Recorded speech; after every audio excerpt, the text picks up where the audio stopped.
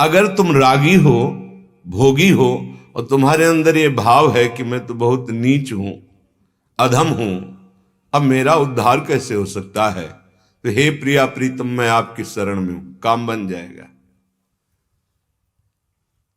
तुम्हारा बहुत अपयश हो रहा है, निंदनीय पुरुष हो तुम, तो तुम चिंता मत करना, भगवद आश्रित हो जाओ तो बिस्तरे सब जग बिमल की रति।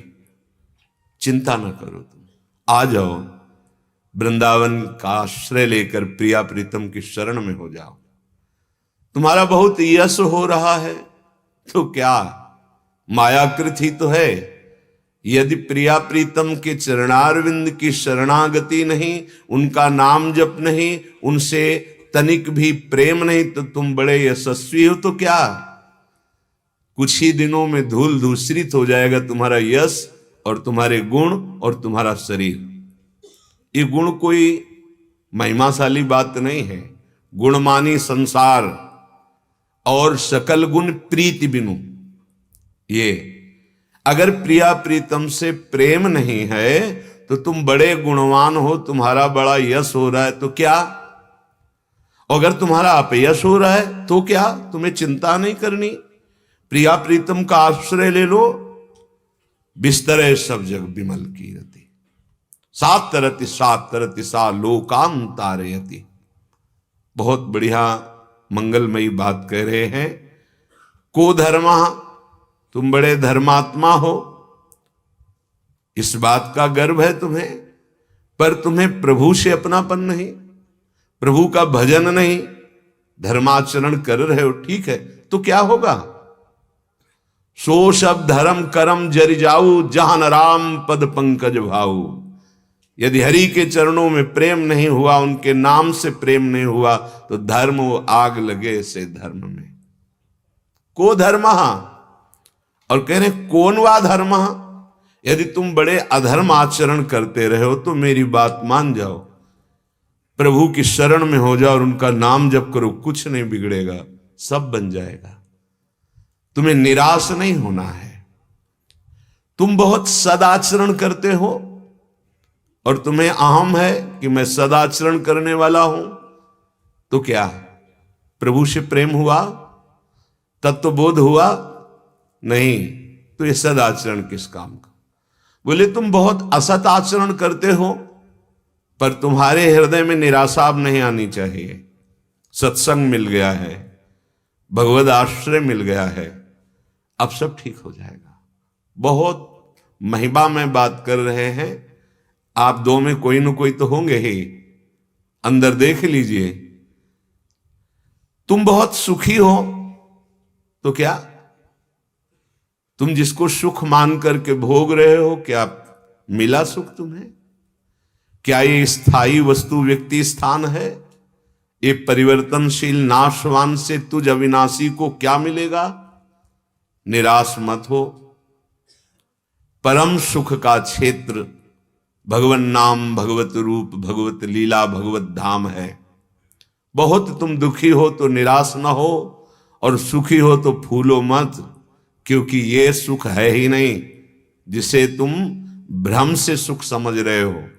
जैसे प्रातःकालीन वेला पर जब भुवन भास्कर की किरणें रेत में पड़ती हैं तो निर्मल जल भासता है, होता एक बूंद नहीं, ऐसे ही यहां सुख भासता है। भगवान के श्रीमुख के वचन दुख योनयः, इससे दुख ही प्रकट होगा। अगर तुम सुखाभिमान में हो तो क्या तुम्हारे हाथ लगेगा, और अगर तुम दुखी हो तो चिंता मत करो, दुखी हृदय से प्रभु को पुकारो, प्रभु का आश्रय ले लो, तो सच्चिदानंद सुख से सुखी हो जाओगे। तुम्हारी बड़ी वासना है तो आप चिंता मत करो, उपासना गरज रही है श्री प्रिया प्रीतम की समस्त वासनाओं का नाश करने के लिए। निराश मत हो, आ जाओ प्रभु की शरण में।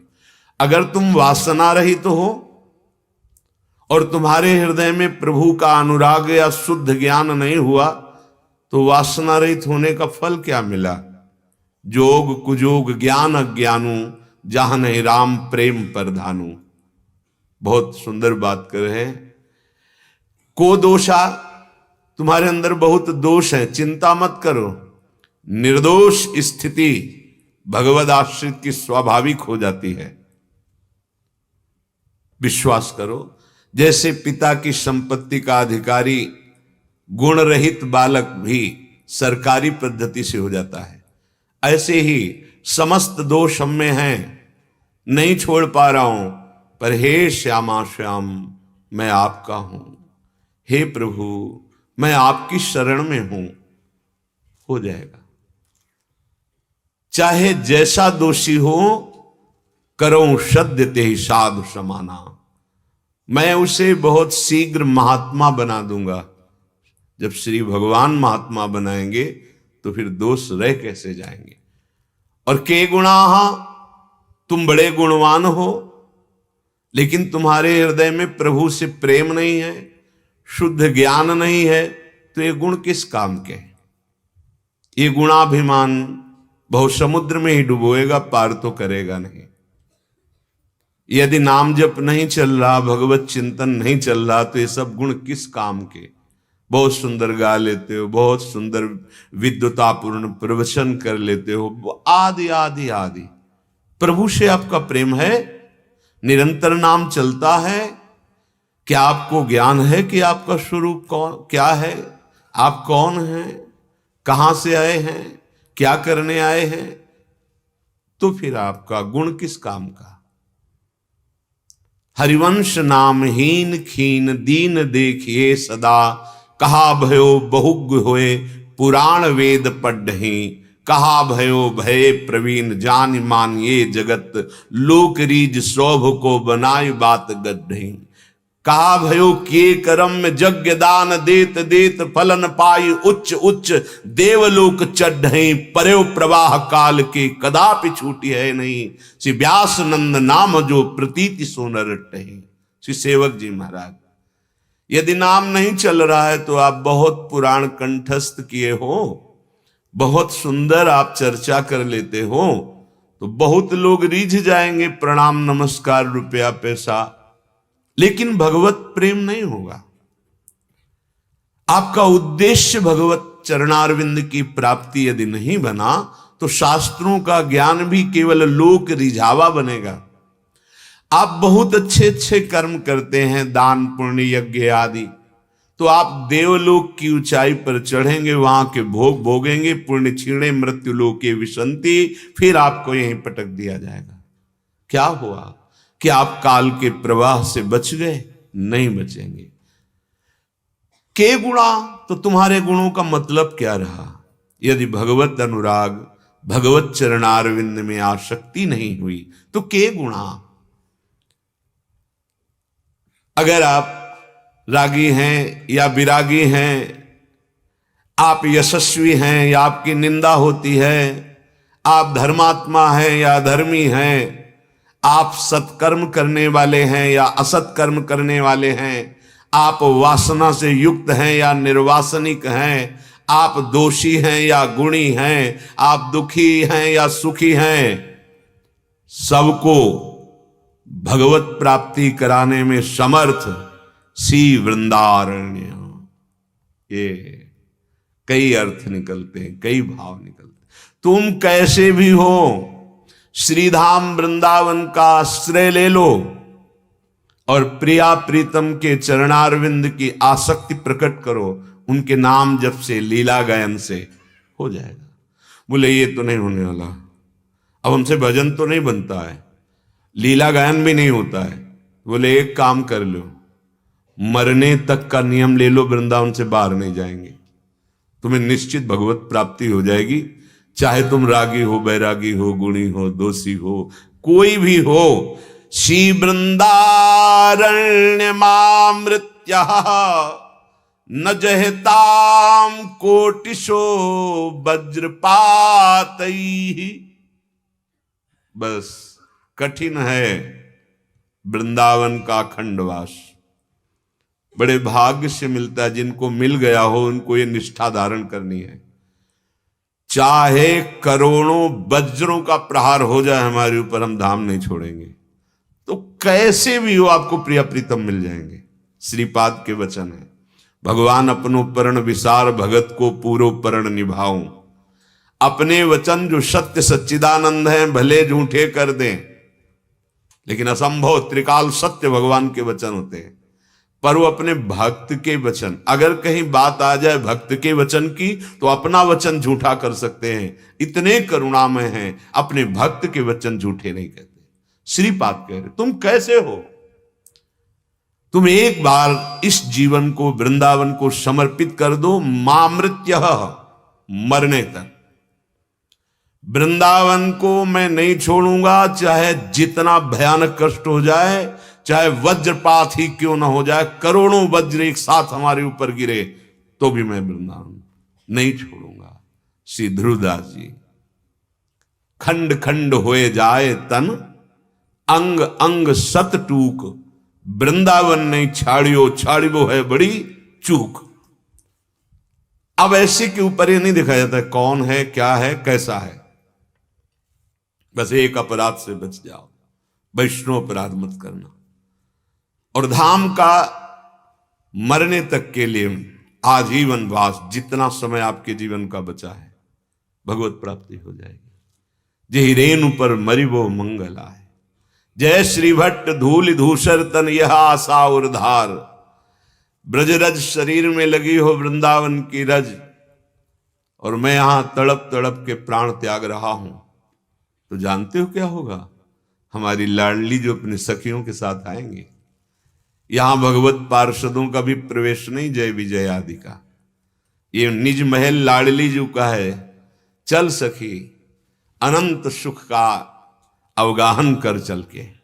स्वयं प्यारी जो अपनी सखियों के साथ आ, महल है ना, टहलते हुए आ गए, वन विहार करते हैं। कोई भी जीव यहां जो शरीर त्यागता है, हाँ अगर भयानक अपराध बन गया है तो एक जन्म यही होगा, ब्रज 84 कोष के अंतर्गत। धामवासी को कभी बाहर जन्म नहीं दिया जाता, यहां की पद्धति है। अगर धाम का दृढ़ आश्रय लिए है, तो अगर उससे कोई भयानक अपराध बन जाता जो अक्षम्य है, तो यही किसी पशु पक्षी या प्रेत भी बनेगा तो यहीं का बनेगा।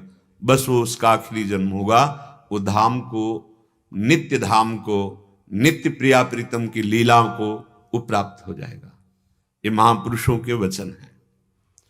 अगर हमें इसी जन्म में ऐसा लगता है कि मेरे में कोई साधन नहीं, कोई बल नहीं, कोई गुण नहीं, कोई तपस्या नहीं, कोई वैराग्य नहीं, तो मुझे कैसे भगवत प्राप्ति हो? तो देखो है तो कठिन ही। सब राग छोड़कर वृंदावन धाम का वास कर लो, और ऐसा नियम लो कि बस अब मरना है। चाहे जैसी परिस्थिति हो, चाहे जितना कष्ट हो, वृंदावन नहीं छोड़ सकते। तुम्हें दवा करानी है, कराओ, प्रिया प्रीतम से बात कर रहे हैं। तुम्हें शरीर को जैसे रखना रखो, आपसे कोई प्रश्न नहीं। बस आपसे एक ही प्रार्थना है कि मेरा शरीर इस रज से बाहर न जाए। इसी रज आखिरी है। संबंध का बड़ा चमत्कार देखा। एक समर्पित बैरागी उपासक है, कभी उनके पिता वृंदावन के लिए उनको सपोर्ट नहीं किया कि आप रहें, ना कोई रुचि वृंदावन की।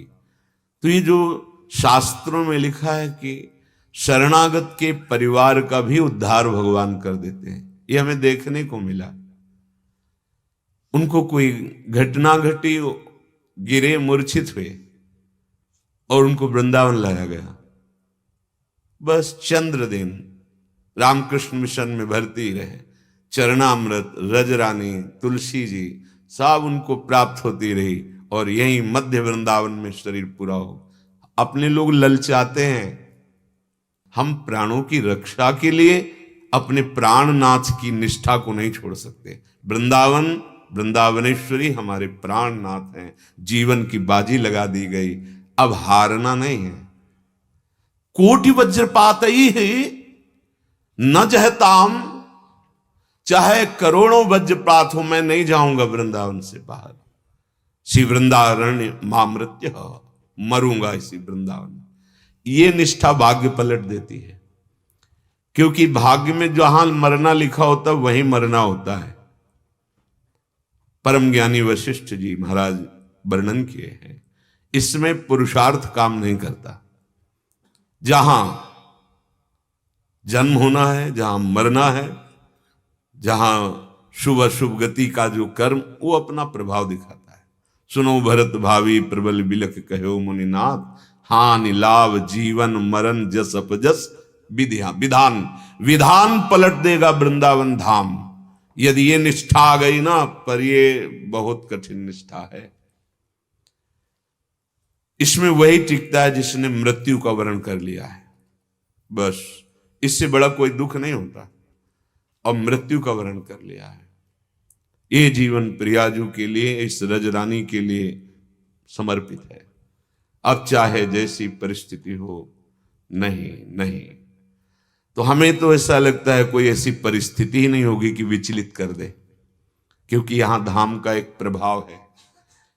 भयानक क्लेश भी जब उसके शरीर में, उसके मन में अपना प्रभाव दिखाना चाहता है, तो यहां वृंदा सखी का राज्य सबका निरीक्षण परीक्षण वो करती रहती है, सबको देखती रहती है। वो तत्काल वृंदा सखी प्यारी जू बहुत कष्ट में है, बस निहाल कर देती है। ये अंदर की बात कहते हैं। विश्वास करो, कोई ऐसा यहां एक जीव भी नहीं है जिसको देखा ना जा रहा हो। देखो इतना बड़ा भारत देश है, लेकिन कितने बालक हैं, कितने जवान हैं, कितने कौन कौन है, क्या पूरी गणना रहती है? नहीं रहती पूरी गणना, जनगणना पूरे अपने सब अलग अलग अधिकार क्षेत्र में सब तैनात हैं। तो ये तो लौकिक शासन है, हमारे प्रभु का तो अलौकिक शासन है। राष्ट्रपति भवन, प्रधानमंत्री का भवन बड़ा विशेष सुरक्षित होता है, ये विशेष सुरक्षित स्थान है।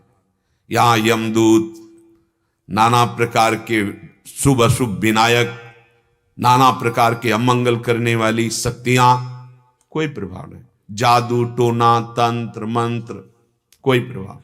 ये महल है, यहां किसी का साप वरदान कोई प्रभाव नहीं। विश्वास कीजिए, ये महारानी जी का महल है, बड़ा सुरक्षित है। कृपा कवच निरंतर सुरक्षित रखता उस उपासक को जिसने आजीवन श्रीधाम वृंदावन के प्रति अपने आप को बेच दिया। ये जीवन बिका हुआ है, नहीं किसी भी परिस्थिति में नहीं, बड़े से बड़े प्रलोभन में नहीं और बड़े से बड़े भय में नहीं। अपने लोग जैसा सोचते हैं वैसा ही अनुभव में आएगा। ऐसा कुछ सृष्टि का जादू है। अगर आप ये सोचेंगे कि बिना बाहर जाए, बिना ऐसा किए, तो आपको ऐसा करना पड़ेगा।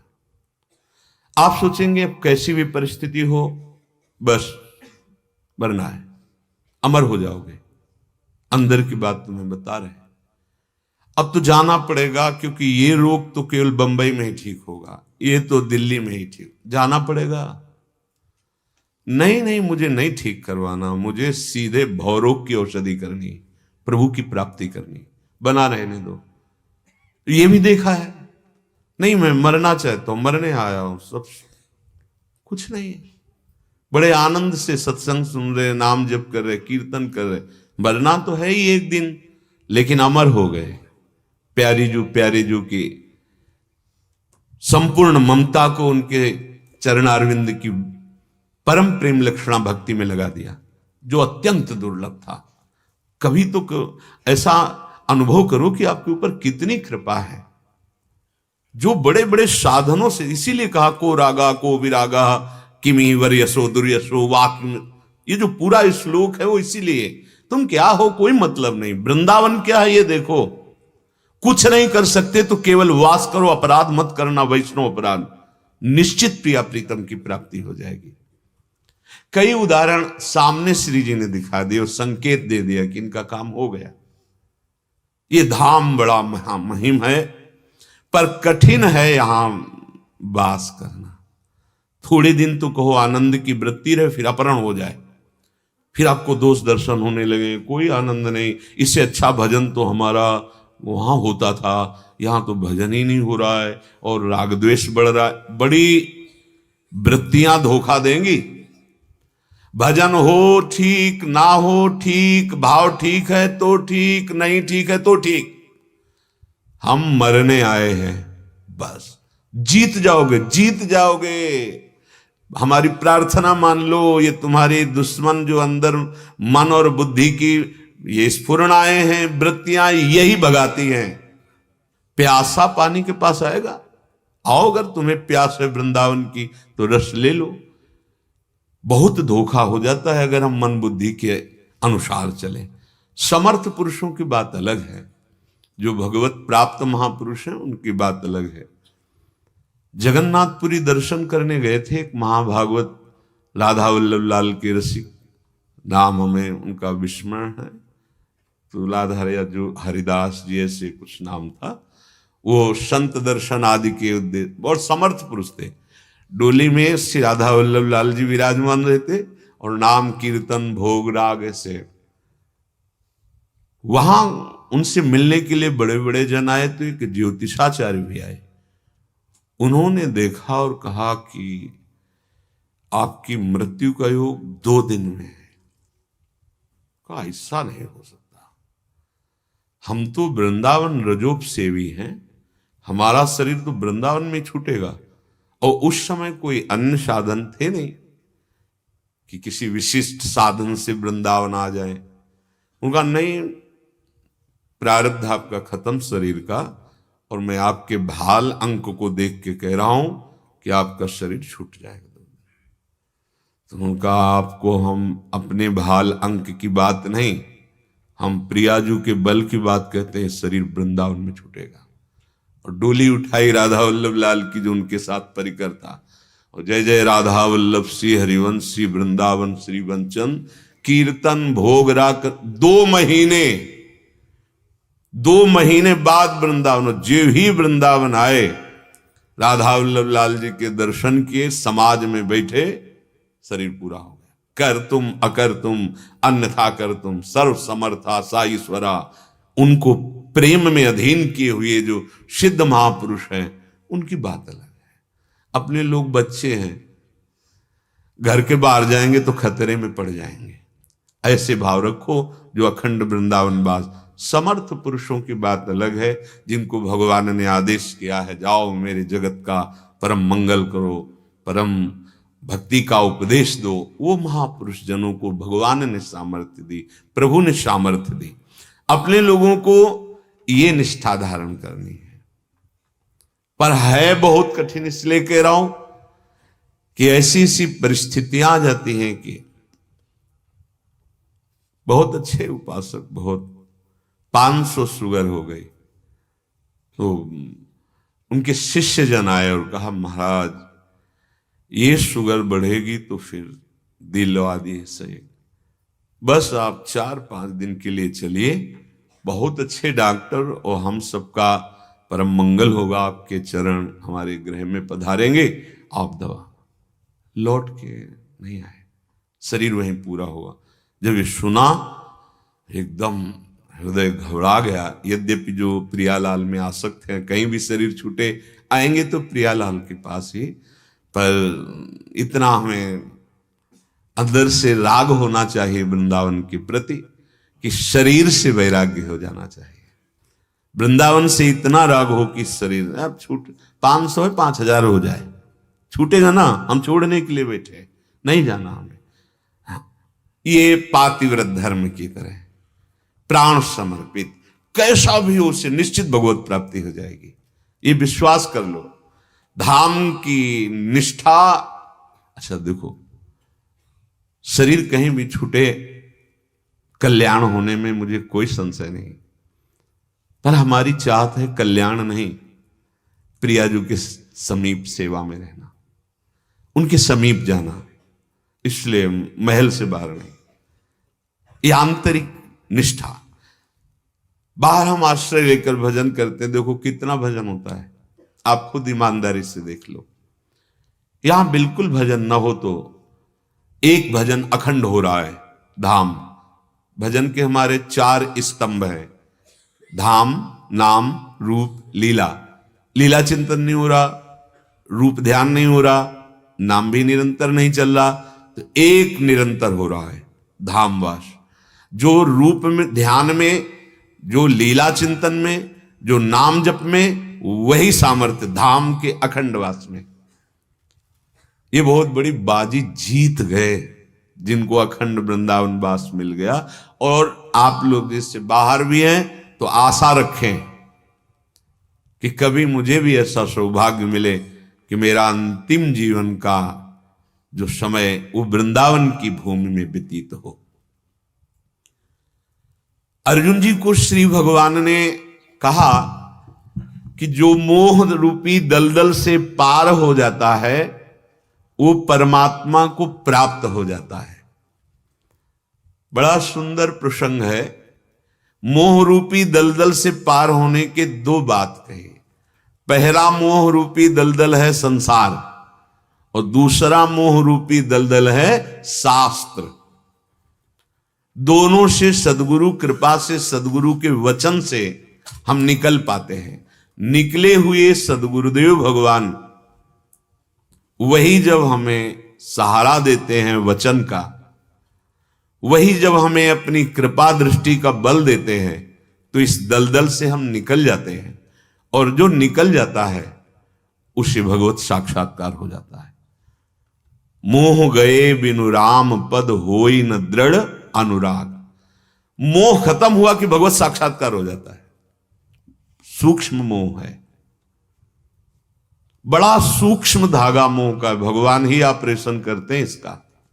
बिना भगवत कृपा के मोह का नाश नहीं होता। और भगवत कृपा का क्या रूप है ये कहा नहीं जा सकता। बड़ा भयानक भी रूप हो सकता है और बड़ा प्रिय लुभावना भी रूप हो सकता है।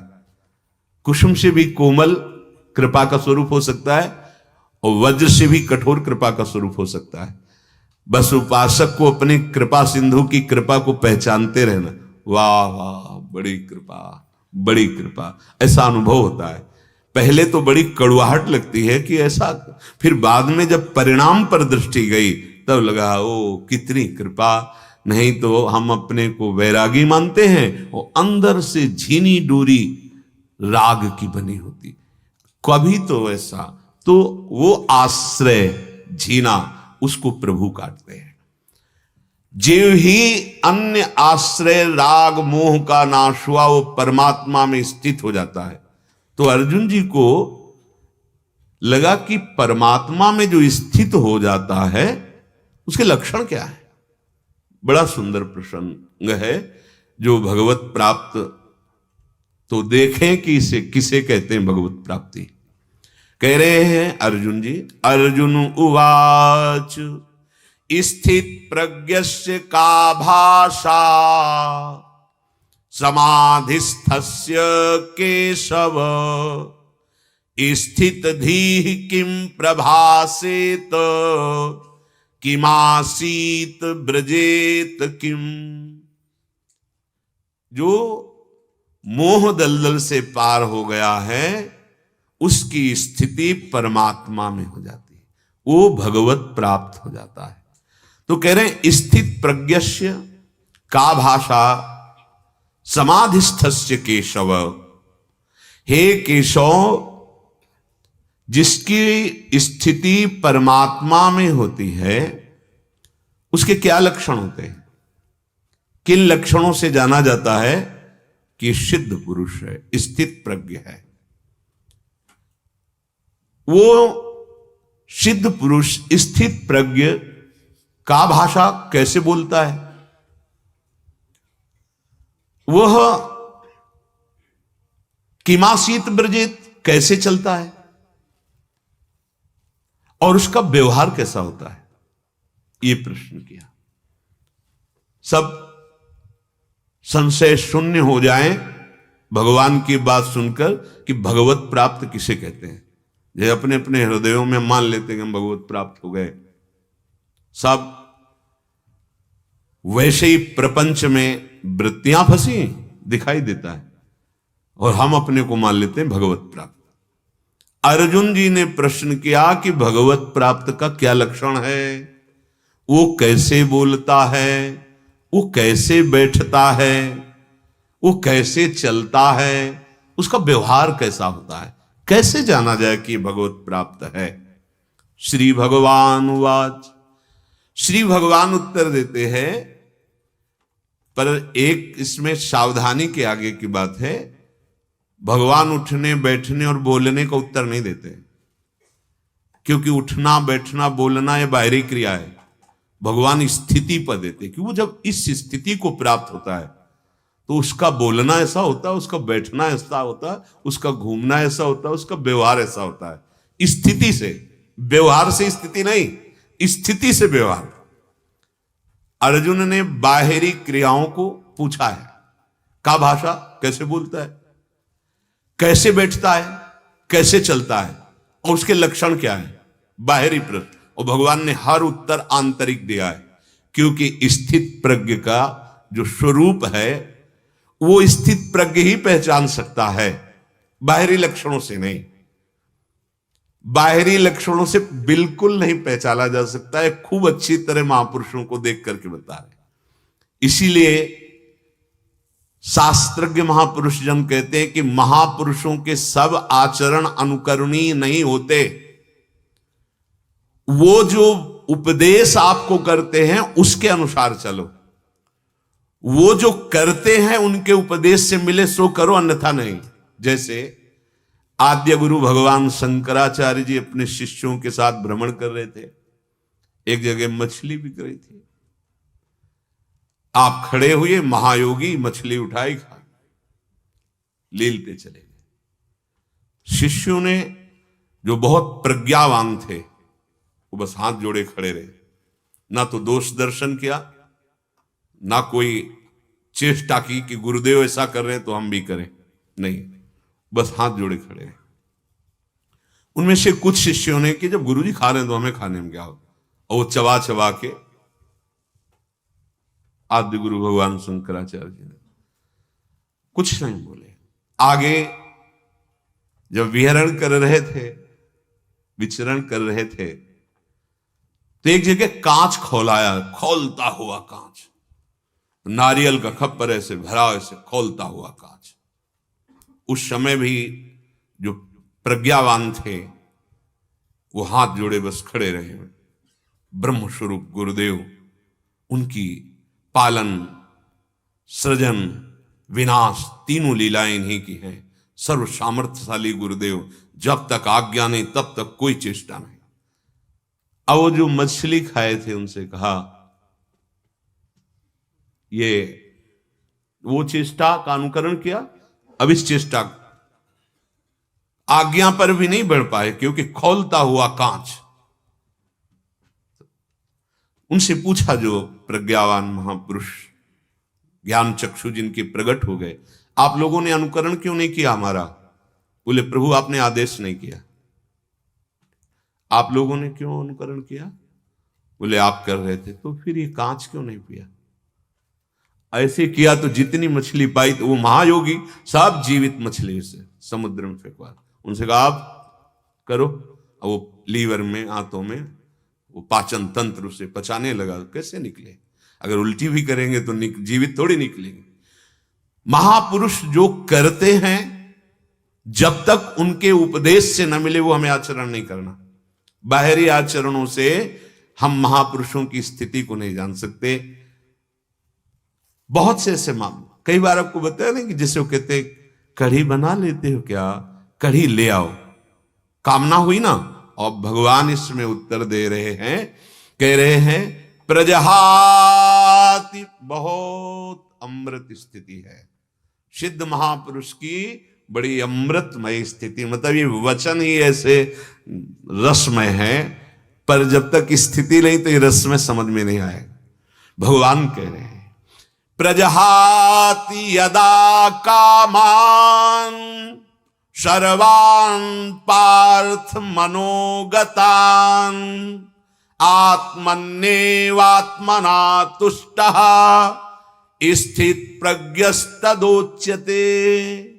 श्री भगवान कहते हैं अर्जुन, जिस काल में साधक मनोगतान सर्वान, मन की समस्त कामनाओं का भली भांति त्याग कर देता है और अपने आप से, अपने आप में संतुष्ट रहता है, उस काल में उसे भगवत प्राप्त महापुरुष कहते हैं। ये है अंदर की स्थिति। बाहर से क्या कह रहे हैं? गाय है, बोला रबड़ी नहीं पाए। और जब आती थी ना तो ऐसे बहुत बढ़िया, बाहरी लीला नहीं। स्वामी सत्संगानंद जी गुरु जी थे परमानंद जी के। एक दिन वहां का बहुत बड़ा जमींदार, पहले जमींदार लोग जैसे, अब तो वैसा नहीं देख रहे, बड़ा शासन उनका होता था, वैभव संपन्न होते थे। तो गाड़ी में सब सामान लाए थे, जैसे फल आदि हैं, खाद्य सामग्री और कुछ धन, क्योंकि स्वामी सत्संगानंद जी का बहुत यश बड़े महापुरुषों में थे, बड़े ही दिव्य महापुरुष, बालवत स्वभाव हो चुका था उनका। परमानंद स्वामी जी ने कहा कि सरकार जमींदार आ रहा है दर्शन के लिए। बोले भैया ये तो बहुत भीड़ इकट्ठा करेगा, फिर भजन में विघ्न पड़ेगा। सुनो, वो भिक्षा वाला पात्र ले आओ। ले आए और शिष्यों से कहा जब हमारे इस आश्रम के दरवाजे में आ जाए तो जल्दी बताना। बोले हाँ, ये सब ब्रह्म प्राप्त महापुरुष। अब रोटी उसमें भिक्षा पात्र में, एक तरफ परमानंद जी शिष्य और एक तरफ गुरुदेव स्वामी सब। वो कह रहे आज हम ये पूरी रोटी पाएंगे। तो बोले गुरुदेव आप तो सामर्थ्यशाली है, आप तो ऐसे भी रह सकते हैं, हम तो आपके दास है, आज हम पूरी। जमींदार महिमा सुनी थी। बोले रोटी में लड़ रहे गुरु चेला। गाड़ी वाले को कहा वापस, ये सब सामान यहां नहीं वापस। और गेट से बोले सरकार गया। बोले बढ़िया हटाओ। महापुरुषों के लीला चरित्रों का हम गान करने से पावन होते हैं, पर उनकी महिमा को हम नहीं जान सकते, क्योंकि वो स्थिति बाहर की नहीं, स्थिति अंदर की है। वो बाहर की उनकी लीला समझ पाना बड़ा, सब स्थितियां श्री भगवान से हैं। वो भगवान गोपी जनों की भावनाओं की पूर्ति के लिए माखन चोरी लीला करते हैं।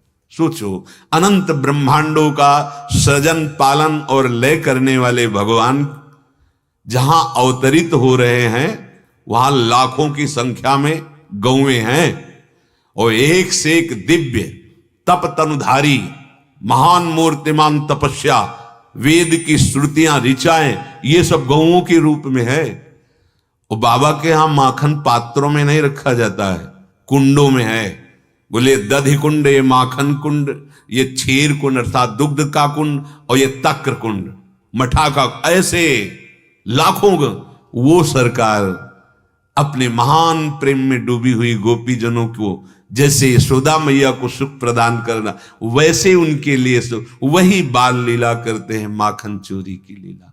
कैसे समझ में आएगा? जितना भी ज्ञान की ऊंचाई है, ये जगत गुरु श्री कृष्ण की चरण रज लगाकर ही सब ऊंचाई पर पहुंचते हैं। भगवान कह रहे प्रजहात यदा कामान सर्वान पार्थ मनोगतान। जिस समय साधक समस्त कामनाओं का त्याग कर देता है, बड़ा कठिन बात है कामनाओं का त्याग, और प्रेम में भी यही स्थिति होती है। सकल कामनाहीन जे राम भगति रसली, सब सोहित निष्काम मति, कोई कामना ही नहीं बुद्धि में। ये बाहर से नहीं समझा जा सकता। बहुत से स्थित प्रज्ञ महापुरुषों के दर्शन भगवान की कृपा से गंगा जी के पावन तट पर हुए। एक से एक महापुरुष जो साक्षात ब्रह्माकार वृत्ति में डूबे हुए। कामना कभी स्वयं में होती ही नहीं है। स्वयं का तात्पर्य आत्म तत्व से है। कामना आने जाने वाली वस्तु होती। कुछ वस्तु सुनने से, कुछ देखने से, कुछ सुनने में आने वाले, उन्हीं की कामना होती है। जो भोगा है उसे तृष्णा कहते हैं, पुनः भोगने की इच्छा। नहीं तो सुने हुए, देखे हुए, सुनने में आने वाले अर्थात लोक परलोक, इनकी कामना होती रहती है।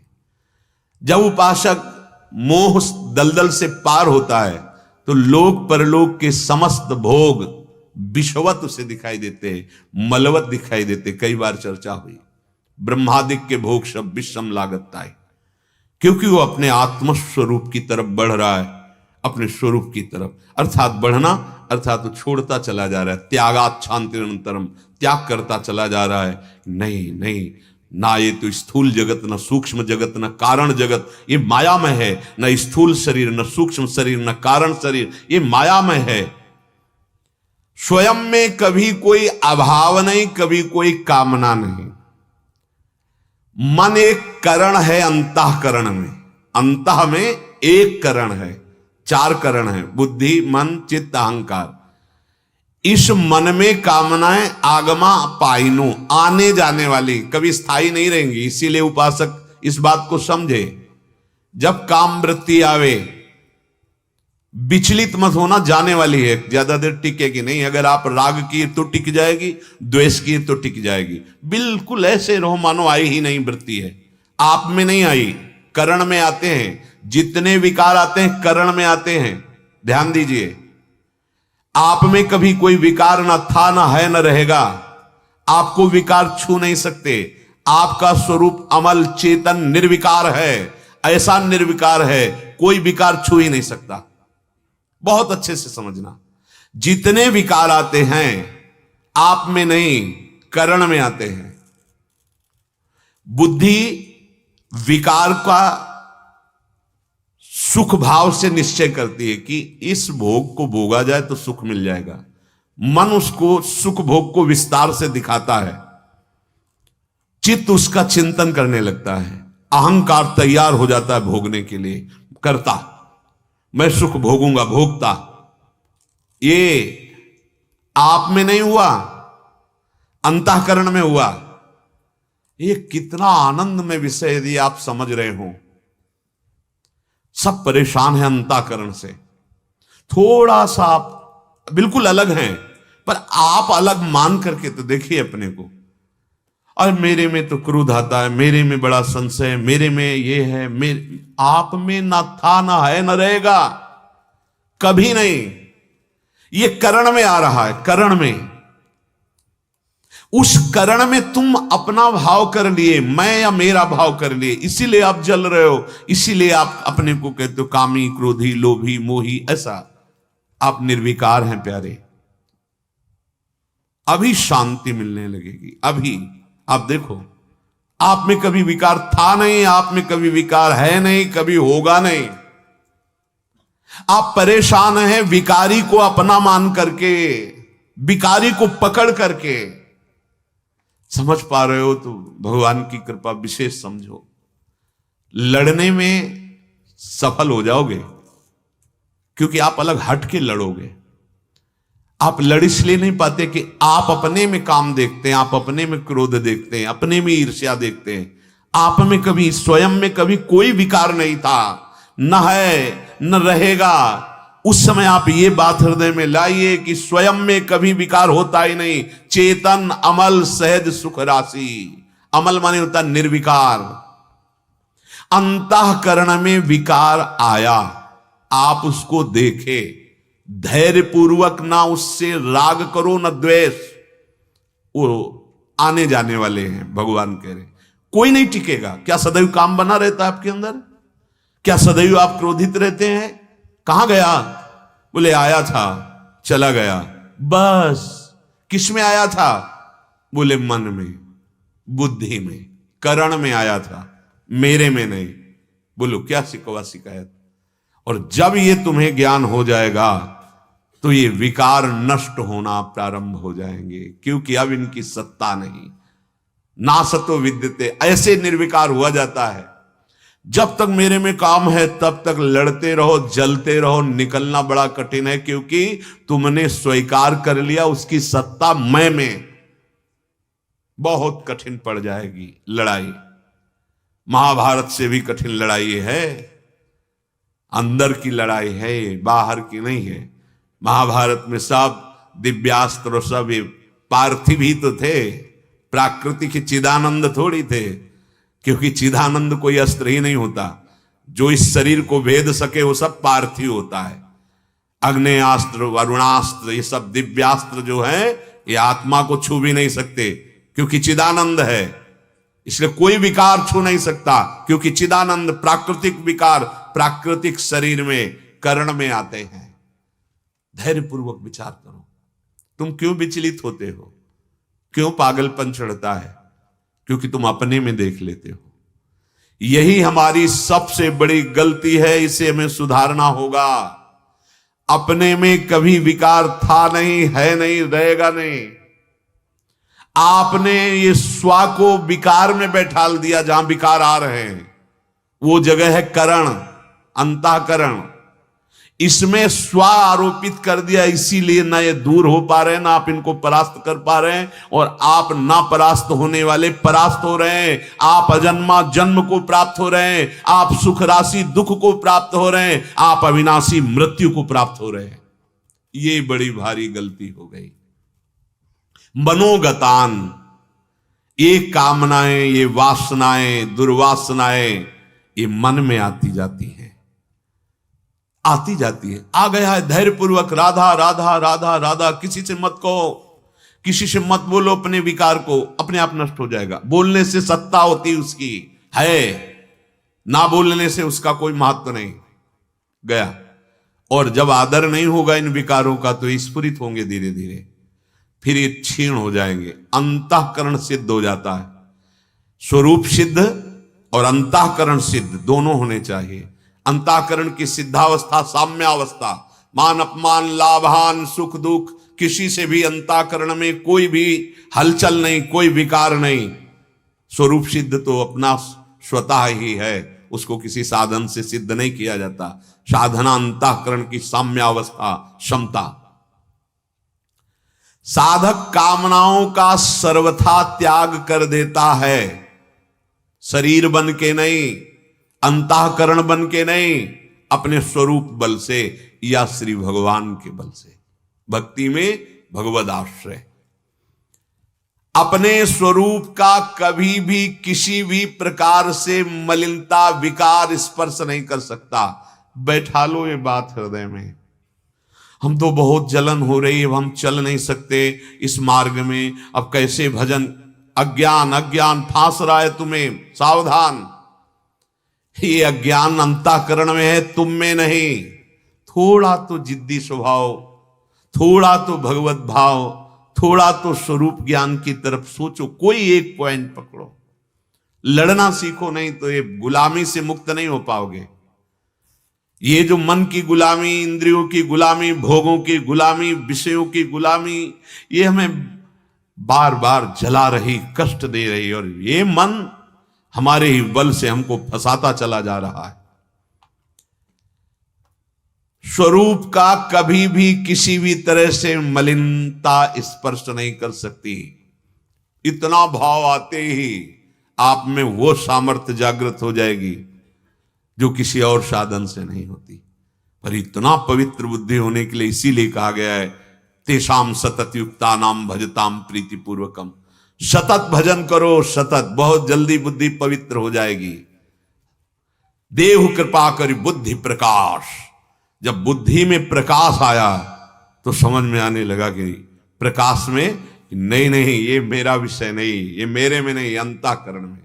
आप सच्ची माना ना, जब ये ज्ञान हो जाएगा तो जैसे इनके हृदय में अंतःकरण में विकार हो रहा है, मुझे क्या परेशानी, ऐसे ही अंतःकरण में अगर विकार स्फुरण हुआ तो मुझे क्या परेशानी। बिल्कुल सारे जगत में पाप पुण्य हो रहे हैं, तुम्हें कुछ फर्क पड़ रहा है? तुम उसके बंधन से बंध रहे हो क्या? ऐसे ही जिस दिन आप अंतःकरण से अलग अपने को अनुभव करोगे, कोई पाप पुण्य स्पर्श नहीं कर पाएगा आपका। जो जमा है और जो भूल से हो गए वो आपको बांध नहीं पाएंगे, अब होंगे नहीं, क्योंकि आप इस समय ज्ञान की स्थिति में, विवेक की स्थिति में हैं। आप ये बात समझ लो, ये शरीर, ये अंतःकरण, ये विषय भोग, ये जगत, भगवान की वाणी, ये अपना नहीं था। पहले था क्या ये शरीर अपना? ये सब थे क्या अपने संबंधी? ये सब था क्या भोग विलास? नहीं था, कहीं और थे। आगे अपना नहीं रहेगा, सब जानते हैं, कुछ नहीं अपना रहेगा। तो बीच में सुधार करना है तुम्हें। बीच में जो तुमने अपना मान लिया, बस इसी को हटाना है।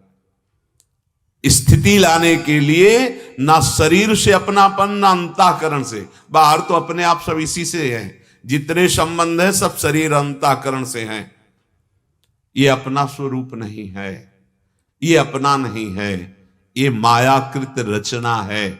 जैसे 3 लोग बाहर के, ऐसे 3 शरीर ये अंदर, स्थूल सूक्ष्म कारण। उसका अपनापन तुमने जो अपने में धारण कर लिया, बस यही बंधन है। ऐसे कामनाएं कभी नष्ट नहीं होंगी। इनको अपना मानने से, शरीर को अपना मानने से, शरीर संबंधियों में ममता करने से कभी नहीं बंधन मुक्त होंगे। अपनी मान्यता को अपने में समेट लो, वही स्वा को जहां जहां फैला रखा उसे समेट लो। चाहे गृहस्थ हो चाहे विरक्त हो, सब में भगवत भाव, आत्मस्वरूप भाव से व्यवहार करते हुए विचरण करो, कोई नहीं फंसा पाएगा।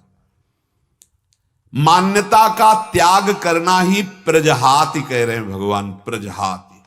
मैं पुरुष, मैं अमुक, मैं अमुक, मैं अमुक, मैं को जहां जहां स्थापित करते जा रहे हो, बंधते जा रहे हो, जहां जहां से हटाते जा रहे हो, मुक्त होते चले जा रहे हो। पूरा हटा दिया, स्थित प्रज्ञ महापुरुष हो गए। यही है, ये क्रियाओं से नहीं, ये अंदर के ज्ञान से है, विवेक से है, विचार से है। भगवान कृपा करते हैं, वो ज्ञान प्रदान करते हैं। आत्मन्ये वात्मना तुष्टः, हमें भूख नहीं है, प्राणों का धर्म है भूख प्यास। ये तो जरूरी है समझना, नहीं तो हम आसक्त बने रहेंगे इसी शरीर में। ये शरीर नहीं मैं हूं, ये इंद्रियां मैं नहीं हूं, ये अंतःकरण मैं नहीं हूं, ये स्वभाव मेरा नहीं है।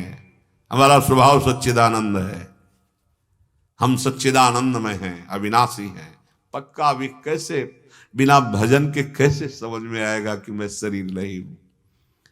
आत्मन्ये वात्मना तुष्टः, ये अमृत में शब्द है।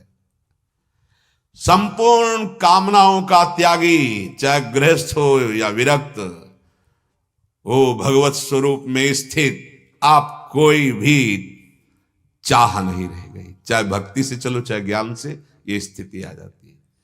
जाहि न चाहिए कबहु कछु तुम सन सहज सने, जाहि न चाही कबहु कछु तुम सन सहज सने, बसहु निरंतर तासुर सो राउर निज गे। भगवान निरंतर उसके हृदय में प्रकाशित हो जाते हैं। चाह जिसकी नष्ट हो गई, यहां भगवान कह रहे प्रजहाति, समस्त कामनाओं का त्याग। तो आत्मन्येवात्मना तुष्टः, वो अपने आप में रमण करता है, वो अपने आप में संतुष्ट रहता है, वो अपने आप में परमानंद में डूबा रहता है। उसे किसी व्यक्ति, वस्तु, स्थान, परिस्थिति, घटना, पद, वैभव, किसी की भी जरूरत, तभी वो निकलता है हृदय से। न पारमेष्ठ्यम न महेन्द्रधिष्णम न सार्वभौमम न रसाधिपत्यम न योग सिद्धिर अपनर्भवम वा। ये देखो, ब्रह्मा का पद नहीं चाहिए, इंद्र का पद नहीं चाहिए, सार्वभौम सम्राट पद नहीं चाहिए, योग की सिद्धि नहीं चाहिए, रसातल का सुख नहीं चाहिए, मोक्ष भी नहीं चाहिए। क्यों मोक्ष? क्यों? क्योंकि अब जान गए ना कि मोक्ष भी एक भ्रम ही था। मोक्ष एक भ्रम था। ये पूज्यपाद उड़िया बाबा के वचन। मोक्ष कहीं भ्रम होता है? बोले हाँ, भ्रम का मिट जाना ही तो मोक्ष कहा जाता है। तो वो भी तो न कभी बंधे थे, न बंधे हैं, न बंधे रहेंगे। बस यही बात अनुभव में आ गई, वो यही मोक्ष हो गया। जिसको हम पकड़े थे उसको छोड़ दिया तो अपने स्वरूप में आ गए। हमारा स्वरूप अपने आप जीवन मुक्त, जीवन मुक्त अपने आप था, है, रहेगा। हुआ क्या? जीवन मुक्तता की तरफ न देखकर जीवन में बंध गए। ये शुद्ध ज्ञान का विषय है, क्योंकि स्थित प्रज्ञ उसी को कहते हैं जिसमें किंचन मात्र कोई चाह नहीं रह जाती। एक महान गुण है संतोष। एक स्वरूप का संतोष होता है, एक अंतःकरण का संतोष। अंतःकरण में किसी भी प्रकार की इच्छा ना होना, यह अंतःकरण का संतोष है। और बिन संतोष न काम न चाही, और अछत काम सुख सपने नाही। जब तक ये संतोष नहीं आता तब तक कामनाओं का नाश नहीं होता। कौन संतोष धारण? संतोष शब्द से परिचय ही नहीं होगा, बस असंतोष ही असंतोष। कितना धन मिल जाए, कितना भोग भोग लिए, कितनी भी कैसी भी परिस्थिति, हम असंतुष्ट ही रहते हैं। देख लो, जथा लाभ संतोष सदा काहू सुख कछु न चाहोगो। अभी काम बन जाए, बोले फिर कैसे हम जिएंगे, कैसे हमारा मनोरंजन, प्रकृति से मनोरंजन करते करते कितने जन्म नष्ट कर दिए, तुम्हारा कभी मनोरंजन नहीं हो सकता। जन मनोरंजन परमात्मा की तरफ आओ, वो अद्भुत आनंद की अनुभूति होगी। मन, बुद्धि, चित्त, अहं, ये चारों करण भगवान का साक्षात स्वरूप है। चित्त में भगवान वासुदेव बैठे हुए हैं, चित्त के अधिष्ठात्र देवता स्वयं वासुदेव है। इंद्रियों में मन को भगवान ने अपना स्वरूप कहा है, सब भगवत स्वरूप हो जाएंगे। एक बार तो कमर कसो इस परमार्थ की यात्रा में। बहुत बहुत जन्मों से भटक रहे हैं, बहुत आनंद की अनुभूति हो जाएगी। स्थित प्रज्ञस्तदोच्यते, जब बुद्धि एकमात्र प्रभु में अचल हो जाती है, अचल चलायमान ही नहीं होती, भगवान में स्थित, ये स्थिति है। इसको बाहर से भगवान से पूछ रहे हैं कि स्थित प्रज्ञ के लक्षण बताओ। इसमें एक भी बाहरी लक्षण भगवान ने नहीं बताया। बता रहे प्रजहात यदा कामान सर्वान पार्थ मनोगतान, जिस समय मन से सारी कामनाएं नष्ट हो जाती हैं, जो अपने आप से अपने आप में अर्थात आत्म स्वरूप में ही तुष्ट संतुष्ट रहता है, वो स्थित प्रज्ञ है। एक भी बाहरी लक्षण नहीं बताया। गोरा होता है कि काला होता है कि विद्वान होता है कि ऐसा, एक भी लक्षण, ये सब प्रकृतिजन्य है। भगवान ने अंतःकरण की वो स्थिति जिसमें कोई कामना नहीं और स्वरूप में रमण कर रहा है, बुद्धि परमात्मा में अचल हो गई है, ये स्थित प्रज्ञ का लक्षण। कैसे जाना जाएगा बाहर से? इसकी स्थिति कहां है, कैसे जाना जाएगा? जो स्थिति प्रज्ञ है, शब्द निकलते ही पता चल जाएगा। स्थिति प्रज्ञ ही जान सकता है। जहां शब्द निकला उसका ता पता चल जाता है शब्द कहां से निकला, अंतःकरण की किस धरा से निकला। बस श्री भगवान से दूसरा प्रश्न अर्जुन जी ने किया कि वो बोलता कैसे है, उसकी वाणी कैसी होती, कैसे बोलता है वो, जो स्थित प्रज्ञ होता है। एक शब्द भी भगवान ने इस पर नहीं बोला।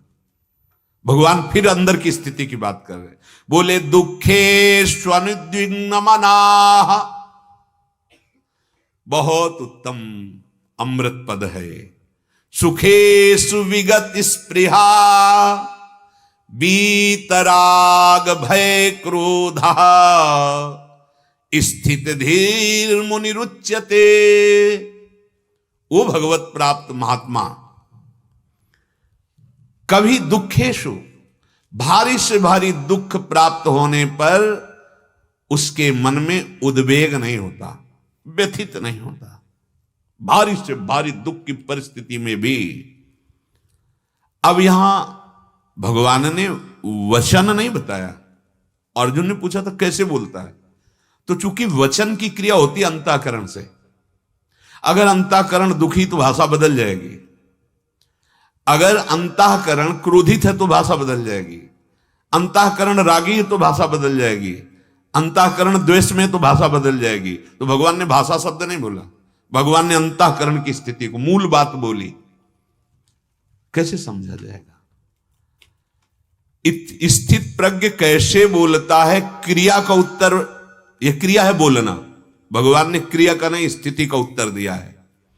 इसीलिए कहा महत्संगस्त दुर्लभो, फिर कह दिया अगम्यो, नहीं निर्वाह किया जा सकता। अगर कर ले तो फिर लिखा अमोघस्य, निश्चित भगवत प्राप्त हो जाएगा। दुखेषु अनुद्विग्न मनाहा, लोग तो दुख की संभावना में उद्विग्न रहते हैं, घबराहट पैदा हो जाती है। दुख की संभावना मन पैदा करता रहता, कहीं ऐसा हो गया तो, कहीं ऐसा हो गया तो, वो घबराहट पैदा होती रहती है। देखो तुम कौन हो, तुम्हारी स्थिति क्या होनी चाहिए और क्या स्थिति है। बड़े से बड़ा विश्व का कोई भी दुख उसके मन में उद्वेग, अंतःकरण में उद्विग्नता, व्याकुलता, व्यथा नहीं पैदा कर सकता। जैसे कर्तव्य कर्म कर रहे हैं, पूर्ण ही नहीं हुआ। कर्तव्य कर्म कर रहे हैं, 4 लोग हमारी अवहेलना करते हैं, निंदा करते हैं। ऐसा प्रश्न में लोग कहते हैं कि जब से आपने कहा तो हम बड़े धर्म से चलते हैं, लेकिन परिवार के प्रियजन और मित्रजन ये हमारा उपहास करते हैं, हमारी निंदा करते हैं, बहुत दुख होता है। समझ नहीं पा रहे हो तुम। हमारा कर्म, कर्तव्य कर्म चल रहा, पूर्ण नहीं हुआ, बिल्कुल क्षोभ नहीं होना चाहिए, क्योंकि आप क्रिया के फल में नहीं है। कर्मण्येवाधिकारस्ते मा फलेषु कदाचन, कई बार बताया। कोई भी कार्य आप कर रहे हैं, व्यवहारिक या पारमार्थिक, और आपके कार्य में पूर्णता नहीं हुई, कोई बाधा लग गई, आपके हृदय में दुख नहीं होना चाहिए, क्योंकि हमारी पूर्णता प्रभु से है, ना कि उस क्रिया से है।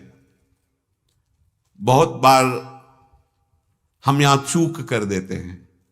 हमें कर्म के फल पर दृष्टि होती, प्रभु पे नहीं होती। जब फल पे दृष्टि होती है तो क्रिया ही आदि अंत वाली है, तो उसका फल भी आदि अंत वाला है। सम्यक कर्तव्य कर्म का जो पूर्णता का भाव हटकर फल में गया, अब दुखी सुखी हुए बिना नहीं रहोगे। सांसारिक फल मिलेगा, सुखी हो जाओगे, बाधा पहुंच गई, दुखी हो जाओगे। अगर सुखी भी हुई है तो आगे उसी का फल दुख आ जाएगा, क्योंकि ये दुखालय है, या केवल सुख की लेबल में बेचा जा रहा है सब दुखी। वो ज्ञान नहीं है जिससे तुम देख पाओ, पर वो जो भगवान की दृष्टि है, गीता की दृष्टि है, संतों की दृष्टि है, दुखालयम अशाश्वतम, इसमें सुख है ही नहीं। बहुत फंस गए, बहुत गहराई में फंस गए हैं।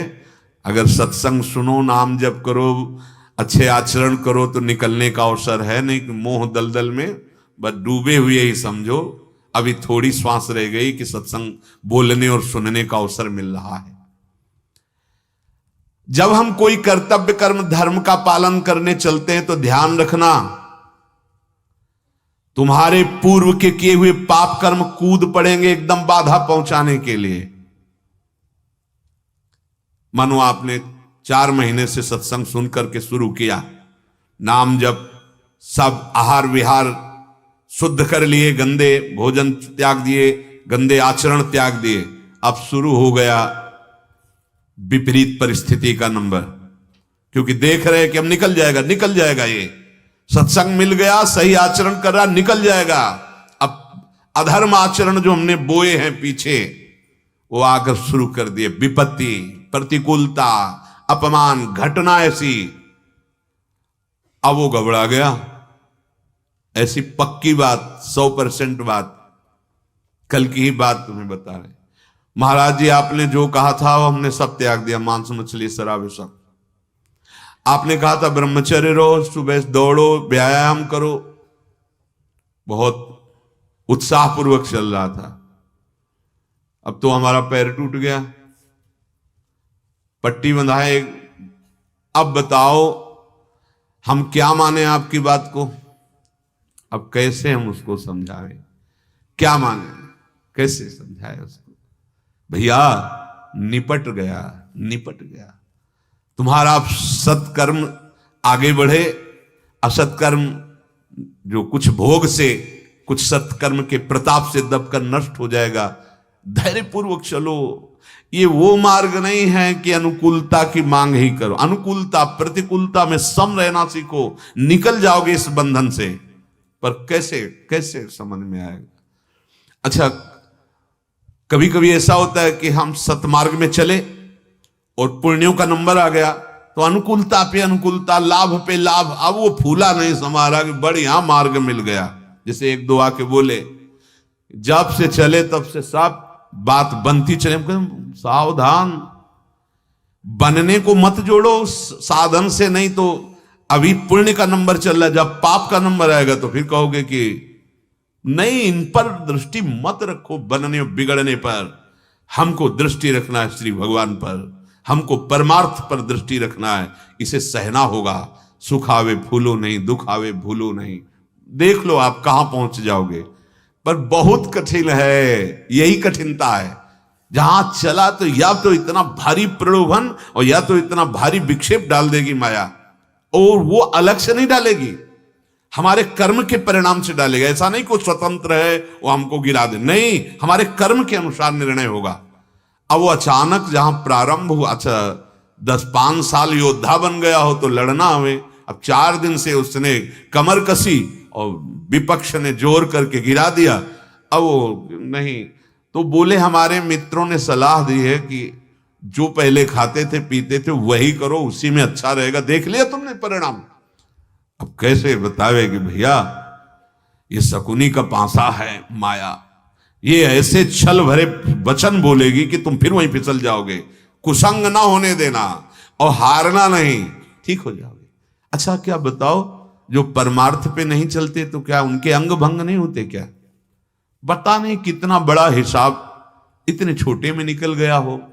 हमारा ही कोई कर्म हमें ऐसा दंड देकर पवित्र कर रहा है।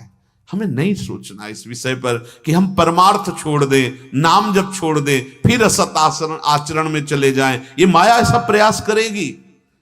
लेकिन अगर भक्ति का आप हाथ पकड़े रहोगे तो ये माया घसीट नहीं पाएगी। भक्ति का हाथ है नाम जप और सत्संग, भगवत लीला कथा कथन श्रवण, तो आप बच जाओगे नहीं। बहुत बड़ी धूल भरी आंधी है, आपको भी ऐसा लगने लगेगा और लगवा देंगे लोग कि आप सतमार्ग में गलत चले थे, यही मार्ग सही है, खाओ पियो मौज मस्त। नहीं भाई, नहीं नहीं, बुरा किया तो उसका फल आ रहा है, अब अच्छा कर रहे हैं तो मुझे परेशान नहीं होना। ये तो हम साधारण बात बता रहे हैं। यहां भगवान कह रहे हैं जो स्थित प्रज्ञ है उसके मन में कभी भी उद्वेग नहीं होता, व्याकुलता नहीं होती, पीड़ा नहीं होती इस कोटि की कि व्यथित तो हो जाए।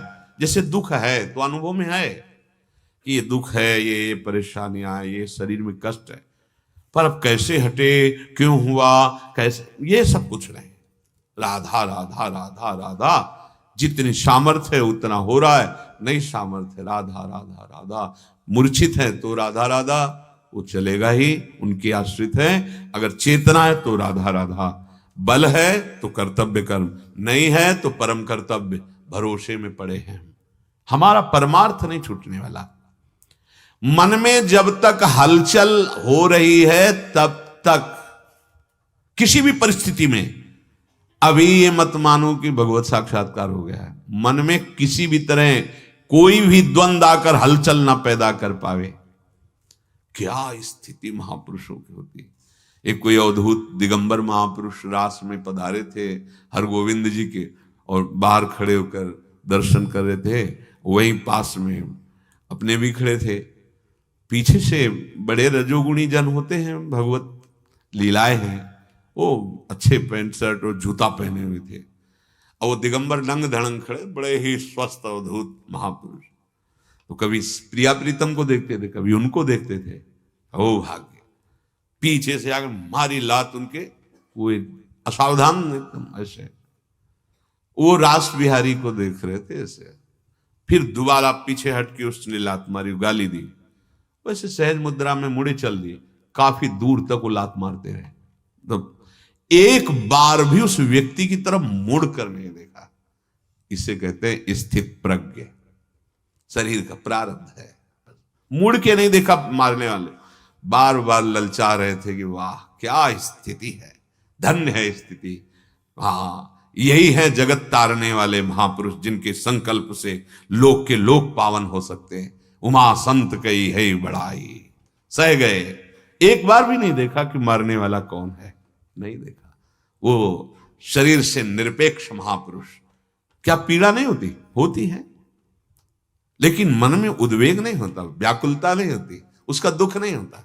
पीड़ा का होना और दुखी होना दोनों अलग अलग बात है।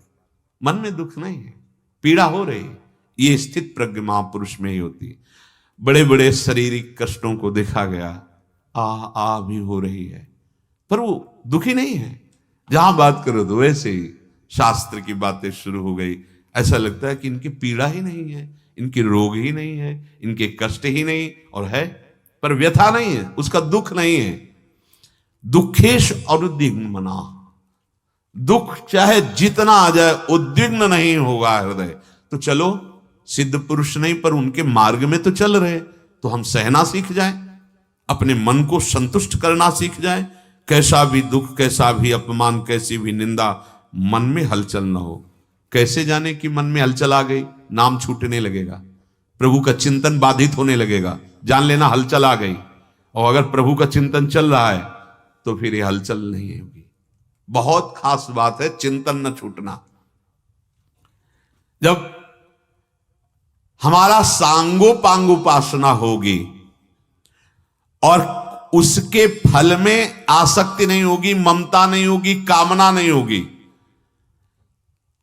प्रतिकूलता आने पर दुख नहीं होगा, अनुकूलता आने पर हर्ष नहीं होगा, तो तुम्हारा मन उद्वेग रहित माना जाएगा। देख लो क्या कहा जा रहा है, अपनी साधना, अपने कर्तव्य कर्म को पूर्ण निष्ठा के साथ किया जाए। कर्म फल में, कर्तव्य फल में आसक्ति नहीं, ममता नहीं, कामना नहीं। अनुकूल फल आ गया तो हर्षित नहीं, प्रतिकूल आ गया तो शोकित नहीं। तब आएगी स्थिति, मन में उद्वेग होना बंद हो जाएगा। यह है जीवन मुक्तता की तरफ। कौन जीवन मुक्त होना चाहता है? ये कैसा भ्रम है, शरीर छूटना है, सब छूटना है, और हम प्रभु से भी यही साधन करके मांग रहे हैं। संसार ही कितना ठगे जा रहे हैं, छूटने की बात ही नहीं सोच रहे हैं, बस मांगते चले जा रहे हैं, फंदा पे फंदा लगाए चले जा रहे हैं आसक्ति, ममता और कामना का। सुखेशु विगत स्पृहा कैसे बोलता है? तो पहला बताया कि चाहे जितना दुख आ जाए वो उद्विग्न नहीं होता, तो उसकी वाणी शांत होगी। चाहे जितना सुख आ जाए, विगत स्पृहा, सुख की लालसा में स्पृहा जागृत होती। ये करूंगा ना तो सुखी हो जाऊंगा, करके देख लो। जिनको फल भी मिल गया वो भी सुखी नहीं है, क्योंकि यहां सुख है नहीं। कौन मानने के लिए तैयार कि यहां सुख नहीं? और जब इसका दुख आएगा तो बिललाओगे, दुखी हो जाओगे। ये क्या तुम्हारा स्वरूप है? क्या तुम मानव देह का यही परम लाभ प्राप्त कर पा रहे हैं? अरे आप महान के बच्चे, महान आनंदमय। वर्तमान में सांगोपांग कर्तव्य हो रहा है और आदर हो रहा है, आपका प्रशंसा हो रही, बड़ा अनुकूलता ही अनुकूलता छाई है, पर मन में उदासीनता है, उसके प्रति तनिक भी लगाव नहीं, तनिक भी उसका भोग नहीं। पहले में प्रतिकूलता बताई, अब इसमें अनुकूलता बताई। दुख में प्रतिकूलता नहीं, बिल्कुल दुखी नहीं हुआ। दुख आया, दुखी नहीं हुआ। सुख आया, इतना कर्तव्य का सांगोपांग अनुष्ठान कर रहा है, बड़ी यश, बड़ा प्रशंसा, मान, सब अनुकूलता, लेकिन अंतःकरण में अनुकूलता का कोई असर नहीं। प्रतिकूलता और अनुकूलता दोनों स्थिति में वो समान। ये है महापुरुषों की स्थिति। उनकी भाषा क्या है? तो बोले अनुकूलता प्रतिकूलता से रहित भाषा होती है। वो दुख में दुखी भाषा नहीं बोलेंगे, सुख में अभिमान जनित भाषा नहीं बोलेंगे। भगवान ने भाषा शब्द का प्रयोग नहीं किया, स्थिति का प्रयोग किया। वीत राग भय क्रोधा, जब संसार के वस्तु व्यक्ति स्थान का रंग चढ़ता है तो हमारे हृदय में आने लगता है इसके बिना मैं जी नहीं सकता।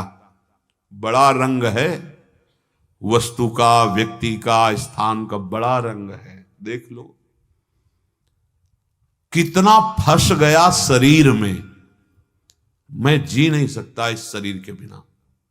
इस शरीर संबंधी जी नहीं सकता, ऐसा लगता है मैं नहीं जी सकता। और मैं अविनाशी है, मरना है नहीं उसे, वो कह रहा मैं नहीं जी सकता इस नशा के बिना, इस भोग के बिना, इस वस्तु के बिना। हे कैसा मजाक हमारा उड़ा रही माया। मुझ अविनाशी सुख राशि निर्विकार का कैसा मजाक बना रही है। छोटे छोटे भोग हमें रौंद रहे हैं। बहुत बहुत तमाशा है, बहुत तमाशा है। एक एक विषय इतना आसक्ति पैदा कर दिए है कि हम जी नहीं सकते, ऐसा लगता है। ये विषय हट गया तो देखा है, छोटा सा एक विषय बांधे हुए है, गुलाम बनाए हुए है। बीत राग, जिनका राग बीत चुका अर्थात नष्ट हो चुका है। किसी भी व्यक्ति में राग नहीं, वस्तु में राग नहीं, परिस्थिति में राग नहीं, किसी भी भोग में राग नहीं, उसे कहते हैं स्थित प्रज्ञ। कोई राग नहीं, वीत राग। पदार्थों में राग तुम्हारे अंदर महान दुख पैदा कर देगा। व्यक्ति में राग दुख पैदा करेगा, परिस्थिति में राग दुख पैदा करेगा। बिल्कुल देख लो, वही भोग रहा है, शरीर का राग, भोगों का राग, वो जलाए डाल रहा है, डिप्रेशन में पहुंच रहा है वो। ये राग हर वस्तु, व्यक्ति, स्थान नाशवान में हुआ है। दुखी रहोगे, चिंता से ग्रसित रहोगे, आस्तिकता नहीं रह जाएगी ये राग के कारण। हे भाई, हर जीव अपनी श्वास से नियत लेकर आया है, वो जहां श्वास खत्म हुई चल देगा, वो तुम्हारा इंतजार नहीं करेगा। बहुत ऐसे दृश्य उपस्थित होते, नृत्य कर रहे, खूब अच्छे से नाच रहे हैं, और नाचते नाचते एक सेकंड में खत्म। बोल रहे हैं, बोलते बोलते खत्म। वहां थोड़ी कि पूरा प्रोफेशन हो जाने दीजिए, नहीं, एक श्वास भी नहीं। तुम जिस वस्तु से, व्यक्ति से, स्थान से राग कर रहे हो, परिवर्तनशील, ये क्यों नहीं समझा जाता? ये नाशवान है, नहीं रहेगा, फिर तुम रोगे। अविनाशी अंदर बैठा है, उसी से प्यार करते हो, क्योंकि वो जब निकल जाता है तो इस विनाशी शरीर का तुम नाश कर देते हो, जला देते हो। तो जानबूझकर अविनाशी से प्यार करो तो निहाल हो जाओगे। वैसे करते तो अविनाशी का ही आदर हो, वो है तो आदर कर रहे हो, वो चला जाए तो देखो ना, बांध करके लकड़ियों में, वो विमान पे ऐसे रस्सी से बांध करके उस शरीर लकड़ियों पे रख के फूंक देते हैं लकड़ी की तरह। कितना निरादर इस शरीर का। बोले क्यों हुआ? बोले वो आदर वाला जो था वो चला गया, वही है तू। अगर जीते जीत समझ जा कि तू वही है, जानत तुम्हें हो जाए तो परमानंद में मगन हो जाएगा। स्थित प्रज्ञ कैसे बोलता है? तो बोले वीतराग, राग रहित उसकी वाणी होती है। क्यों? क्योंकि हृदय में न किसी वस्तु से, न व्यक्ति से, न स्थान से, न पदवी से, न किसी वैभव से उसका कोई राग नहीं होता। आप रागी हैं तो आपको राग दिखाई देगा, और वो राग रहित है। स्थिति जानने के लिए राग रहित होइए, तब आप उस महापुरुष की राग रहित स्थिति का परिचय पाएंगे। यहां राग कहते संबंध को, आसक्ति को। जितना तुम संबंध करते रहोगे उतना ही आवागमन में फंसते रहोगे। सब संबंध छोड़े भगवान की प्राप्ति के लिए, और हिरन में संबंध बन गया तो हिरन बन गए। भगवत प्राप्ति में सबसे बड़ा भय राग है। राग, आसक्ति, संबंध। निर्बल हो जाता है मनुष्य, बलहीन हो जाता है। मतलब जीव इतना बंधा हुआ है कि इस परम पावन भूमि में हमें मुक्त होने की बात रखनी है। मैं जिन बंधनों से युक्त हूं उनसे मुक्त हो जाऊं। जब हमारे अंदर ये कामनाएं, वासनाएं नहीं रहेंगी, अपने आप परमानंद की बाढ़ आ जाएगी। इतनी कामना है, पूछो। अगर भगवान भी मिल जाए तो वो यही मांगेगा कि आप नहीं चाहिए, हम जहां फंसे हैं वही बंधन दृढ़ कर दो, वही राग दृढ़ कर दो। बहुत अज्ञान की धरा में हम हैं। अब हमारे अंदर ये राग जो है कामना पैदा करता है। जितना राग है उतना ही कामना बढ़ती चली जाएगी। देख लो, राग मिटा, कामना मिट गई। कामना मिटी, स्थिति प्रज्ञ हो गए। कामना है तो भय और क्रोध। भय, ये जिसको मैं स्वीकार क्यों, अगर ये नहीं रहेगा तो कैसे रह पाऊं? मेरे पास धन, कहीं धन का नाश हो गया तो कैसे होगा? कई तरह के भय उसमें बने रहते हैं। और क्रोध, जब काम होता है, कामना होती तो क्रोध। जहां कामना में थोड़ा विघ्न पड़ा तो क्रोध आ जाता है। कामा संजायते क्रोधा। क्रोध का प्रादुर्भाव कामना से ही होता है। लेकिन जो स्थित प्रज्ञ पुरुष होता है उसमें ना कोई राग होता है, ना भय होता है, ना क्रोध होता है, क्योंकि कामना ही नहीं होती। उसका व्यवहार राग रहित होता है, वो भय रहित विचरण करता है। अगर वो शासन भी करते नजर आएगा तो क्रोध दिखाई देगा, क्रोध होगा नहीं। जैसे पिता है स्थित प्रज्ञ और अपने पुत्र को सतमार्ग के लिए शासन की वृत्ति में आकर के बोल रहा है, आवेश तुम्हें दिखाई दे, क्रोधित नहीं। वो अगर स्थित प्रज्ञ है तो क्रोध नहीं है, वो केवल श्वांग है उसको सुधारने के लिए। ऐसे सिद्ध महापुरुष गुरुजन देखो, कड़ा शासन। रामदास काठियार बाबा जो उनके गुरुदेव, जरा सी नींद आ गई, रात्रि में उनका अनुष्ठान का आदेश दिए थे। रात्रि भर एक लंगोटी पहने रहते थे वो, और आग जला। सर्दी का समय कोई वस्त्र नहीं ओढ़ना, बस आग के सहारे में रात भर जगकर मंत्र अनुष्ठान करो। और आप स्वयं करते थे गुरुदेव। अब वो संयोग वशात बहुत शीतलता, थोड़ी नींद लग गई कुछ समय के लिए, और वो आग बुझ गई। अब वो नजदीक गए गुरुदेव, आग, इसका मतलब तुम सो गए जी। कोई मिथ्या भाषण गुरु से नहीं किया जाता। जैसा हमारे अंदर है, अब दंड दीजिए या आप क्षमा कीजिए, पर एक जगह तो सृष्टि में एक जगह ऐसी जो गुरुदेव, उनसे ना कोई छुपाव करो ना कोई घुमाव करो, सीधे बोलो आपने ऐसा किया जी। अब आप चाहे दंड दीजिए या क्षमा कीजिए, वो आपका विषय, हमसे किया, हमसे गलती हो। गुरु से कपट नहीं, कभी नहीं करना चाहिए। सीधे, हमारे स्वामी हो, हमसे गलती हो गई, आपकी आज्ञा को उल्लंघन हुआ, आप दंड दीजिए, हम स्वीकार करते हैं, या आप क्षमा कर दिए, आपकी उदारता है, पर ऐसा हुआ है।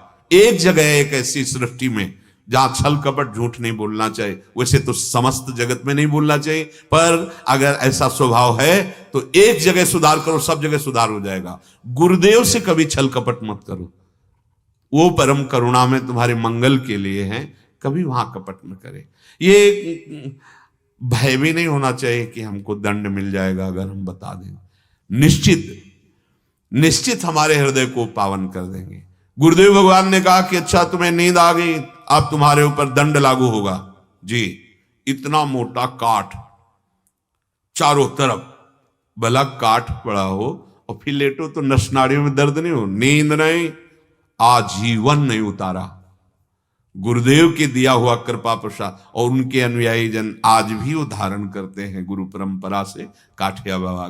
देखो ये कैसा शासन स्वीकार, बांध दिया, ना दिख पा सकते हो, कोई रबड़ नहीं कि बढ़ जाएगी। और जब लेटोगे चाहे जिधर लेटो, वो मोटा काठ है, बड़ा कष्ट में ये भगवत स्वरूप गुरुदेव का विधान स्वीकार करने वाले ऐसे सिद्ध महापुरुष चरित्र है पूज्य श्री रामदास काठिया बाबा का। हमारे अंदर जो राग है, भय है, क्रोध है, इससे मुक्त होने के लिए साधना मिली, उपासना मिली है। जब तक हमारा हृदय रागी रहेगा तो स्पृहा, उद्वेग, भय, क्रोध, राग, ये सब क्रम से ऐसे हमें जलाते रहते हैं, उनकी पहचान ही नहीं है। अगर सत्संग नहीं तो पहचान ही नहीं कि इस समय स्पृहा है, कि क्रोध है, कि राग है, कि द्वेष है, कि हमारे अंदर भय है। वो एक बस बहता चला जा रहा है प्रवाह में, सुख की आशा में। वासना, कामना, राग, इन्हीं का नाश करने के लिए सत्क्रियाएं, गुरु कृपा से मोक्ष होता है, भगवत कृपा से मोक्ष और प्रेम प्राप्त होता है। मोक्ष